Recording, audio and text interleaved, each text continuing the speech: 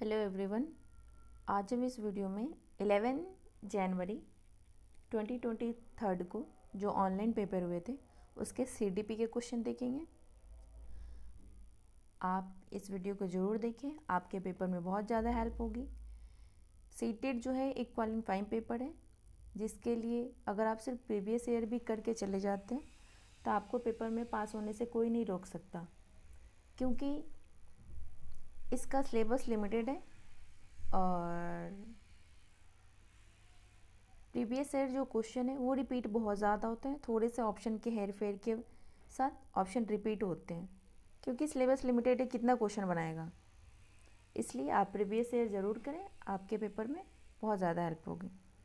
तो चलिए, और इस वीडियो को लाइक भी कर लें, चैनल को सब्सक्राइब भी कर लें और इस वीडियो को शेयर भी कर दें।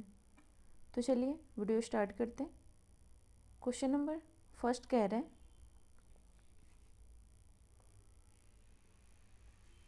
जैविक डैश योग्यताएं जैसे कि चलना डैश के माध्यम से हासिल हो सकती है। जैविकीय डैश योग्यताएं जैसे कि लिखने के लिए डैश की आवश्यकता होती है। पहला ऑप्शन है प्राथमिक परिवेश के साथ आनंददायी अंतःक्रियाएं, द्वितीयक स्पष्ट अनुदेशन। सेकंड कह रहे हैं द्वितीय परिवेश के साथ आनंददायी अंतःक्रियाएं, प्राथमिक अस्पष्ट अनुदेशन। थर्ड कह रहे हैं प्राथमिक अस्पष्ट अनुदेशन, द्वितीयक स्वयं निर्देशित अभ्यास। फोर्थ कह रहे हैं द्वितीयक अस्पष्ट अनुदेशन की विलगता, प्राथमिक अस्पष्ट अनुदेशन। तो बताएं क्वेश्चन नंबर फर्स्ट का सही आंसर क्या होगा।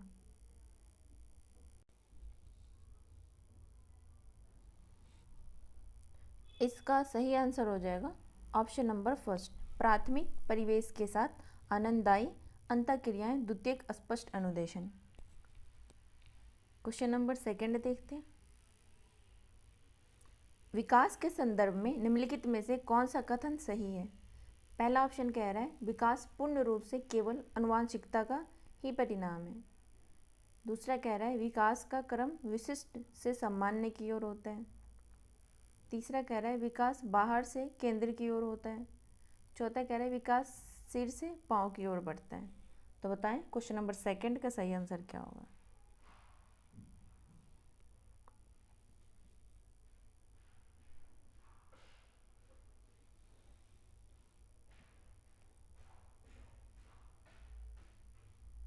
क्वेश्चन नंबर सेकंड का सही आंसर हो जाएगा ऑप्शन नंबर फोर, विकास सिर से पांव की ओर बढ़ता है।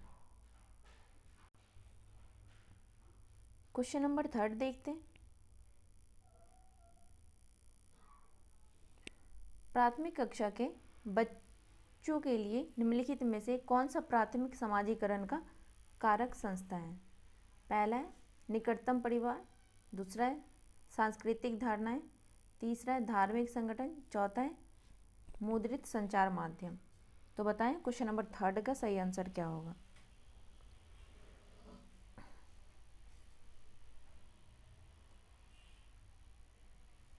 क्वेश्चन नंबर थर्ड का सही आंसर हो जाएगा निकटतम परिवार। क्वेश्चन नंबर फोर देखते हैं, जीन पियाजे के संज्ञानात्मक विकास के सिद्धांत के अनुसार बच्चे किस अवस्था में चिंतन को मानसिक रूप से परिवर्तित कर सकते हैं। पहला है संवेदी गत्यात्मक, दूसरा है पूर्व संक्रियात्मक, तीसरा है मूर्त संक्रियात्मक, चौथा है औपचारिक संक्रियात्मक। Sensory motor, pre operational, concrete operational, formal operational. तो बताएं क्वेश्चन नंबर फोर का सही आंसर क्या होगा। इसका सही आंसर हो जाएगा option number third, concrete operational, मूर्त संक्रियात्मक। क्वेश्चन नंबर फाइव देखते हैं,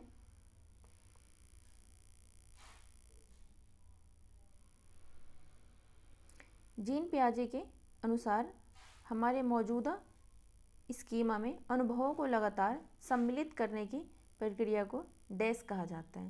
पहला है समावेशन, दूसरा है समायोजन, तीसरा है वर्गीकरण, चौथा है संकल्पना निर्माण। तो बताएं क्वेश्चन नंबर फाइव का सही आंसर क्या होगा। इसका सही आंसर हो जाएगा ऑप्शन नंबर फर्स्ट, समावेशन, एसिमिलेशन। क्वेश्चन नंबर 6 देखते हैं। निम्नलिखित में से कौन सा सिद्धांत सीखने की प्रक्रिया में चर्चा और वाद विवाद को बहुत महत्व देता है? पहला है BF स्किनर द्वारा प्रतिपादित व्यवहारवाद का सिद्धांत। दूसरा है लॉरेंस कोहलबर्ग द्वारा नैतिक विकास का सिद्धांत। तीसरा है लेव वाइगोस्की का सामाजिक सांस्कृतिक सिद्धांत। चौथा है सिगमंड फ्रॉयड का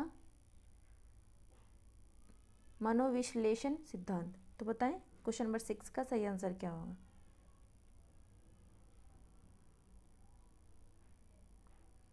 इसका सही आंसर हो जाएगा ऑप्शन नंबर 3, लेव वाइगोस्की का सामाजिक सांस्कृतिक सिद्धांत।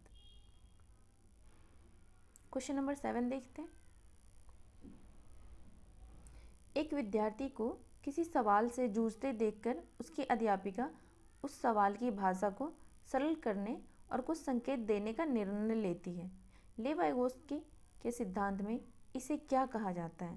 पहला है अनुकरण, दूसरा है अनुकूलन, तीसरा है पाठ, चौथा है आत्मसातकरण। तो बताएं क्वेश्चन नंबर 7 का सही आंसर क्या होगा?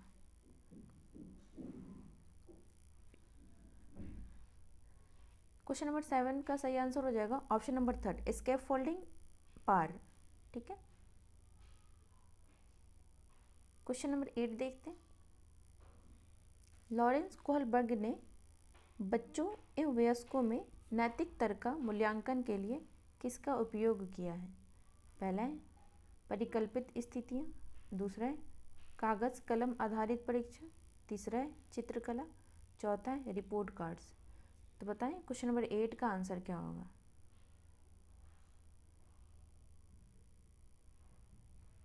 इसका सही आंसर हो जाएगा ऑप्शन नंबर फर्स्ट, परिकल्पित स्थितियां, hypothetical situation. Option number first. Question number 9 देखते हैं। रचनावाद का समर्थन करने वाले किसे महत्व देते हैं? पहला है बाल केंद्रित पाठ्यचर्या को, दूसरा है सांस्कृतिक रूप से अनुत्तरदायी शिक्षण शास्त्रीय परिविधियों को, तीसरा है व्यक्तिगत भिन्नताओं को अनदेखा करने को, चौथा है चिंतन की अभिसारी तरीकों को। तो बताएं क्वेश्चन नंबर 9 का सही आंसर क्या होगा? इसका सही आंसर हो जाएगा ऑप्शन नंबर फर्स्ट, बाल केंद्रित पाठ्यचर्या को, चाइल्ड सेंटर्ड करिकुलम को। क्वेश्चन नंबर 10 देखते हैं। बुद्धि लब्धि IQ परीक्षणों की आलोचना इसलिए की जाती है क्योंकि वे, पहला ऑप्शन है सांस्कृतिक विविधता का ध्यान में रखते हैं, दूसरा है बुद्धि को विभिन्न क्षमताओं के एक समूह के रूप में मानते हैं, तीसरा है परीक्षण निष्पादन पर पर्यावरणीय कारकों के प्रभाव को नज़रअंदाज करते हैं, चौथा है स्मृति तर्क और मौखिक कौशलों के मापन में सामाजिक कारकों को ध्यान में रखते हैं। तो बताएं क्वेश्चन नंबर 10 का सही आंसर क्या होगा?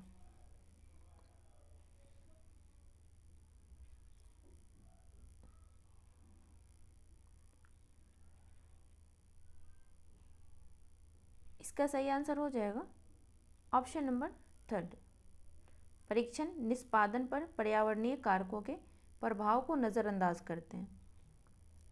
क्वेश्चन नंबर 11 देखते हैं। भाषा और विचार के संदर्भ में निम्नलिखित में से कौन सा कथन सही है? पहला ऑप्शन है जीन पियाजे ने प्रस्तावित किया है कि भाषा संज्ञान में सहायक होती है। सेकंड कह रहा है लेव वाइगोस्की ने प्रस्तावित किया है कि भाषा का चिंतन पर कोई प्रभाव नहीं होता है। थर्ड कह रहा है जीन पियाजे ने प्रस्तावित किया है कि चिंतन करना भाषा को सीखने पर निर्भर करता है। फोर्थ कह रहा है लेव वाइगोस्की ने प्रस्तावित किया है कि भाषा चिंतन को सुसाधित करती है। तो बताएं क्वेश्चन नंबर 11 का सही आंसर क्या होगा? इसका सही आंसर हो जाएगा ऑप्शन नंबर 4, लेव वाइगोस्की ने प्रस्तावित किया है कि भाषा जो है चिंतन को सुसाधित करती है। और जीन पियाजे ये कहते हैं कि प्रस्तावित क्या है कि चिंतन करना भाषा को सीखने पर निर्भर करता है। ऐसा नहीं है, इसका सही आंसर हो जाएगा ऑप्शन नंबर 4।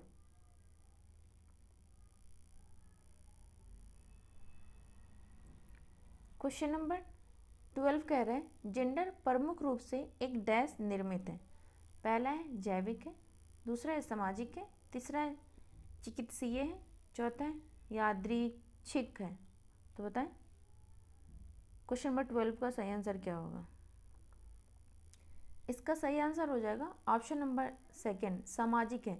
जेंडर प्रमुख रूप से एक सामाजिक निर्मित है। क्वेश्चन नंबर 13 देखते हैं। कथन कह रहा है विविध सामाजिक आर्थिक पृष्ठभूमि वाले विद्यार्थियों की आवश्यकताओं को पूरा करने के लिए एक शिक्षक को मानकीकृत पाठ्यचर्या अपनानी चाहिए। तर्क कह रहे हैं मानकीकृत पाठ्यचर्या सभी प्रकार की व्यक्तिगत भिन्नताओं को ध्यान में रखती है। सही विकल्प को चुनिए और बताइए क्वेश्चन नंबर 13 का सही आंसर क्या होगा।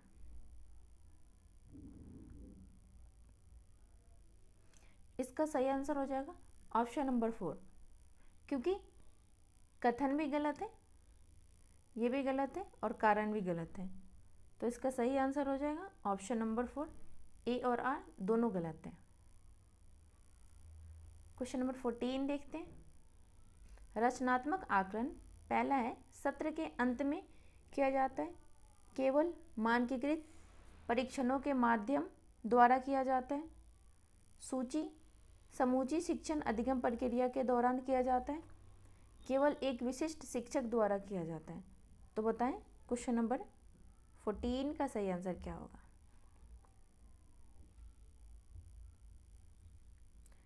इसका सही आंसर हो जाएगा ऑप्शन नंबर 3 समूचे शिक्षण अधिगम प्रक्रिया के दौरान किया जाता है।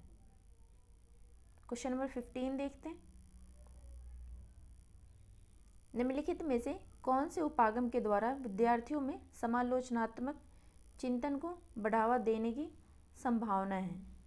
पहला है बंद अंत वाले तथ्य आधारित प्रश्न। जो बंद अंत वाले प्रश्न होते हैं ना, उसके एक ही ऑप्शन होते हैं, इसलिए इसमें चिंतन का कोई मतलब ही नहीं बनता है।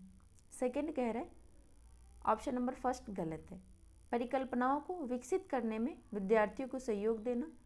थर्ड कह रहा है अभिसारी चिंतन को बढ़ावा देना।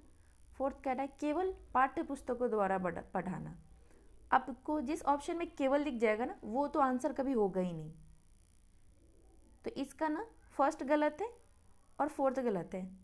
तो आपके लिए इजी हो गया बताना कि आप बताएं क्वेश्चन नंबर 2 सही है या 3 सही है। इसका सही आंसर हो जाएगा ऑप्शन नंबर 2 परिकल्पनाओं को विकसित करने में विद्यार्थियों को सहयोग देना। क्वेश्चन नंबर 16 देखते हैं।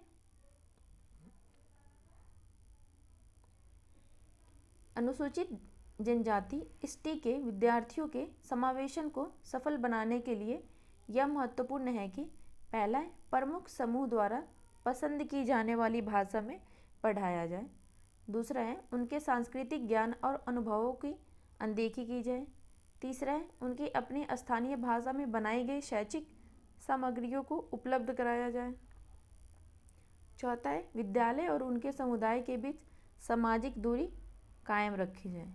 तो बताएं क्वेश्चन नंबर 16 का सही आंसर क्या होगा। इसका सही आंसर हो जाएगा ऑप्शन नंबर 3 उनकी अपनी स्थानीय भाषा में बनाई गई शैक्षिक सामग्रियों को उपलब्ध करवाया जाए।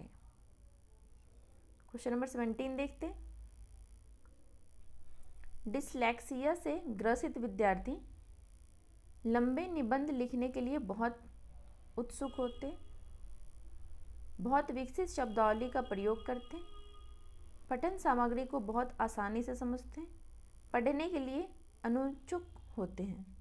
तो बताएं क्वेश्चन नंबर 17 का सही आंसर क्या होगा। इसका सही आंसर हो जाएगा ऑप्शन नंबर 4 पढ़ने के लिए अनिच्छुक होते हैं। क्वेश्चन नंबर 18 देखते हैं। निम्नलिखित में से दृष्टिबाधित विद्यार्थियों के समावेशन में कौन एक बाधक बनता है? पहले आप यहाँ अंडरलाइन कर ले, दृष्टि बाधित कह रहा है, रिकॉर्ड की गई श्रव्य सामग्री, ब्रेल लिपि वाली पुस्तकें, दृश्यात्मक सहायक सामग्री के मौखिक विवरण, लिखित या मुद्रित सामग्री। तो आप देख पा रहे होंगे कि 3 ऑप्शन ऐसा है जो एक दूसरे से मिल रहा है और एक ऑप्शन अलग है। तो बताएं इसका आंसर क्या होगा? इसका सही आंसर हो जाएगा ऑप्शन नंबर 4, लिखित या मुद्रित सामग्री। जब ये बच्चा देख ही नहीं सकता है तो इसको लिखित या मुद्रित सामग्री देखकर कोई तो फायदा है नहीं। यहाँ पूछ रहे बाधक बनता है, तो इसलिए इसका आंसर हो जाएगा ऑप्शन नंबर 4। क्वेश्चन नंबर 19 देखते हैं। निम्नलिखित में से क्या ध्यानाभाव एवं अति सक्रियता विकार से संबंधित है? पहला है उच्च अवधान अवधि, दूसरा है दृढ़ आवेगशीलता, तीसरा है निम्न स्तरीय क्रियाशीलता, चौथा है सुनने के लिए विस्तारित धैर्य। तो बताएं क्वेश्चन नंबर 19 का सही आंसर क्या होगा?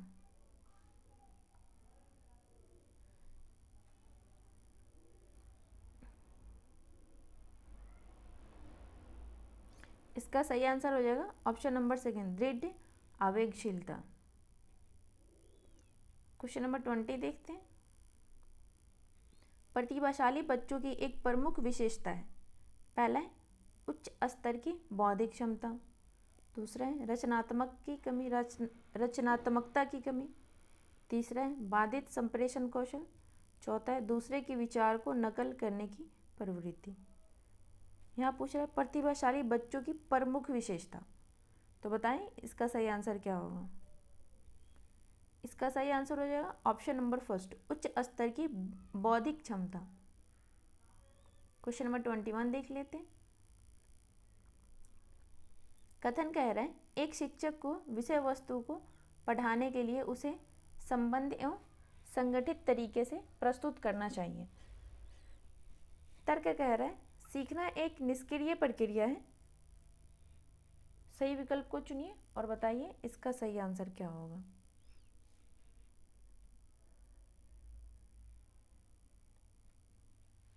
इसका सही आंसर हो जाएगा ऑप्शन नंबर 3, ए तो सही है पर आर गलत है। सीखना एक निष्क्रिय प्रक्रिया नहीं, यह सक्रिय प्रक्रिया है, एक्टिव है, एक्टिव है ये। आप यहाँ देख लो, यहाँ कह रहा है learning is a passive process, नहीं learning is a active process, इसलिए ए सही है पर आर गलत है। क्वेश्चन नंबर 22 देखते हैं। संज्ञान के समकालीन सिद्धांतों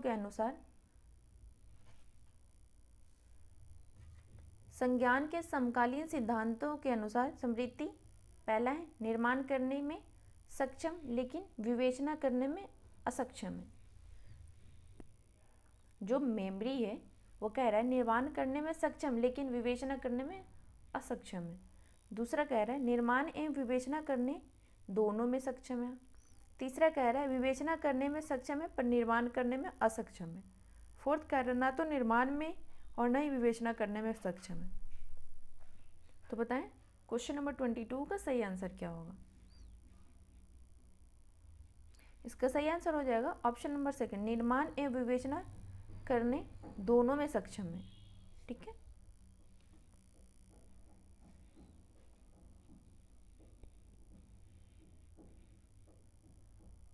क्वेश्चन नंबर 23 देखते हैं। शिक्षार्थियों द्वारा ज्ञान के निर्माण को बढ़ावा देने के लिए एक विद्यालय को डैश शिक्षण शास्त्रीय पर विधियों को बढ़ावा देना चाहिए। पहला है बाल केंद्रित, दूसरा है परीक्षा केंद्रित, तीसरा है शिक्षक केंद्रित, चौथा है पाठ्य पुस्तक केंद्रित। तो बताएं इसका सही आंसर क्या होगा? इसका सही आंसर हो जाएगा ऑप्शन नंबर 4, बाल केंद्रित। जहाँ चाइल्ड सेंटर्ड होगा वो सही होगा। क्वेश्चन नंबर 24 देखते हैं। निम्नलिखित में से अधिगम दिशा निर्देशों के लिए कौन सा सार्वभौमिक अभिकल्प का हिस्सा नहीं है? पहला ऑप्शन कह रहा है सहभागिता के बहुविध साधन, दूसरा है भेदभाव के बहुविध तरीके, तीसरा है प्रतिनिधित्व के बहुविध साधन, चौथा है अभिव्यक्ति के बहुविध तरीके। तो बताएं क्वेश्चन नंबर 24 का सही आंसर क्या होगा।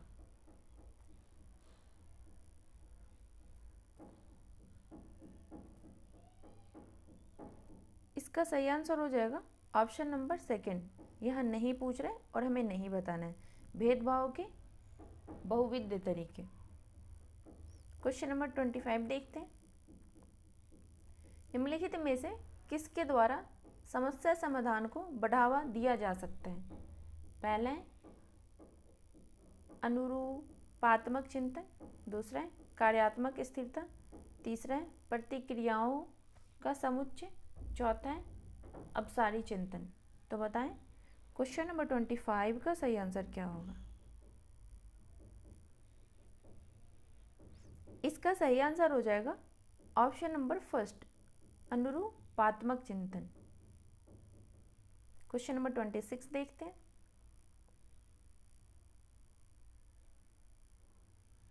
कथन कह रहा है विद्यालय आने से पूर्व छोटे बच्चे में अपने परिवेश की समझ बनाने के सहज सिद्धांत मौजूद होते हैं। तर्क कह रहा है इस प्रकार की समझ पूरी तरह से अतार्किक है और इसकी अनदेखी करनी चाहिए। तो सही विकल्प चुनिए और बताइए इसका आंसर क्या होगा। इसका सही आंसर हो जाएगा ए तो सही है पर आर गलत है। तो आप देखिए ए सही किस में, ऑप्शन नंबर थर्ड, ए सही है लेकिन आर गलत है। क्वेश्चन नंबर 27 देखते हैं। भावनाओं के बारे में निम्नलिखित में से कौन सा कथन सत्य नहीं है। नहीं पूछ रहे। फर्स्ट कह रहा है भावनाएं कौशलों को परिक्रमित करने वाली सूचना को प्रभावित करती है। दूसरा कह रहा है भावात्मक विकास परिवेशीय कारकों से प्रभावित होती है। तीसरा कह रहा है भावनाएं और संज्ञान दोनों अपने आप में एक दूसरे से स्वतंत्र हैं। तीसरा कह रहा है भावनाएं अधिगम के लिए अभिप्रेरणा को प्रभावित करती है।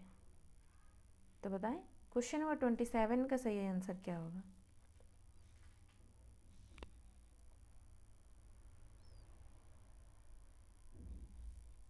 इसका सही आंसर हो जाएगा भावनाएं और संज्ञान दोनों अपने आप में एक दूसरे से स्वतंत्र हैं। ये गलत है क्योंकि हमसे यहाँ गलती नहीं ही पूछ रहा है। तो इसका आंसर हो जाएगा ऑप्शन नंबर थर्ड। जो इमोशंस होता है वो इमोशन और कॉग्निशन, दिल और दिमाग हमेशा एक दूसरे से रिलेटेड होता है। ठीक है, अगर आपका दिमाग सही से काम नहीं करेगा तो आपका दिल भी सही से काम नहीं करेगा। अगर आप परेशान रहेंगे तो फिर आप कुछ नहीं कर पाएंगे। इसलिए इमोशंस जो होते हैं वो एक दूसरे से इंटर रिलेटेड होते हैं। क्वेश्चन नंबर 28 देखते हैं। निम्नलिखित में से कौन सा आंतरिक अभिप्रेरणा का उदाहरण नहीं है। पहला है जिज्ञासा, नहीं पूछ रहा है, आंतरिक अभिप्रेरणा। ठीक है, दूसरा है रुचि, तीसरा अस्पष्टता के लिए चाहत, चौथा है पुरस्कार पाने के लिए प्रयास करना। तो बताएं 28 का सही आंसर क्या होगा। और इसका सही आंसर हो जाएगा ऑप्शन नंबर 4। जो पुरस्कार पाने के लिए प्रयास करते हैं ना, उसका आंतरिक अभिप्रेरणा नहीं होता है, इंटरनल मोटिवेशन नहीं होता है, वो बाहर से होता है, ऊपर से होता है। क्वेश्चन नंबर 29 देखते हैं। सीखना अधिक प्रभावी होता है जब पहला ऑप्शन है विषय वस्तु को वास्तविक जीवन के अनुभव के साथ जोड़ा जाए। दूसरा है पठन सामग्री बहुत ही अमूर्त एवं जटिल हो। तीसरा है विषय वस्तु को असंबद्ध रूप से टुकड़ों टुकड़ों में पढ़ाया जाए। चौथा है पूर्व ज्ञान से संबंधितता स्थापित ना की जाए। तो बताएं क्वेश्चन नंबर 29 का सही आंसर क्या होगा।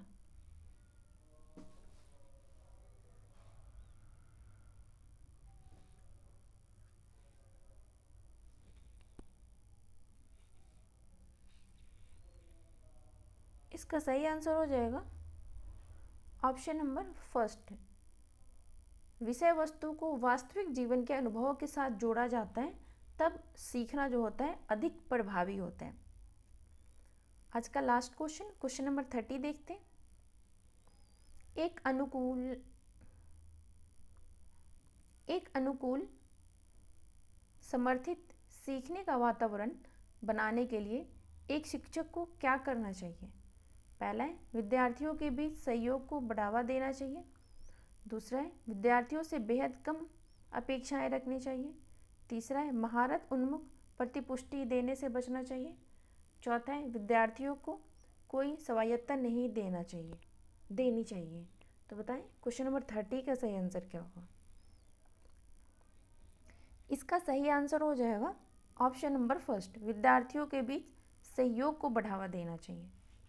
तो आज हमने इस वीडियो में CDP के 30 क्वेश्चन करे हैं जो ऑनलाइन पेपर में आए हुए थे। आप इस वीडियो को ज़रूर देखें, आपके पेपर में बहुत ज़्यादा हेल्प हो गई। इस चैनल को सब्सक्राइब करें, लाइक करें और शेयर करें। Thank you.